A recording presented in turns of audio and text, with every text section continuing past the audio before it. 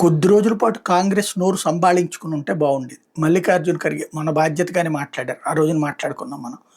కానీ ఇప్పుడు రూట్ మారిపోయింది. అకస్మాత్తుగా కాశ్మీర్‌లో ఉగ్రవాద చర్యలు ప్రధానమంత్రికి ముందే తెలుసు. అందుకనే 2 రోజులు ముందు జరిగాల్సిన 19వ తారీఖు జరగాల్సినటువంటి తన టూర్‌ని వాయిదా వేసుకున్నారు. కానీ అమాయకమైనటువంటి సాధారణ ప్రజల్ని చంపారు. థ్రెట్ ఉందన్నటువంటి విషయం తెలిసి ఆయన టూర్ క్యాన్సిల్ చేసుకున్న మాట వాస్తవం. ఆ థ్రెట్ ఉందనినే కదా అక్కడంతా బందోబస్తు ఏర్పాటు చేసుకొచ్చేది. అదే సందర్భంలో ఇక్కడ ఆ థ్రెట్‌కి గూడా తెలియకుండా జాగ్రత్తగా కథ నడపడం వల్లే కదా ఈ ఒక్క చోట జరిగింది. వందలాది మందిని చంపాలనుకున్నటువంటి చోట్ల ఈ విధమైనటువంటి ప్రయత్నం జరిగింది. 28 మందితో ఆగగలిగిందంటే ఆ సైన్యం అందరూ అప్రమత్తంగా ఉండటం వల్లనే. కాకపోతే ఇప్పుడు ఈ హెడ్డింగ్ అంటే మోడీకి అంతా తెలుసు అన్నటువంటి హెడ్డింగ్ పాకిస్తాన్ మీడియాలో హైలైట్ అవుతుంది. అందులో ఏకంగా ప్రతిపక్ష నాయకుడే ఈ మాటలు మాట్లాడారు కాబట్టి, ఇది ప్రతిపక్ష పార్టీకి సంబంధించినటువంటి అధ్యక్షుడే మాట్లాడారు కాబట్టి.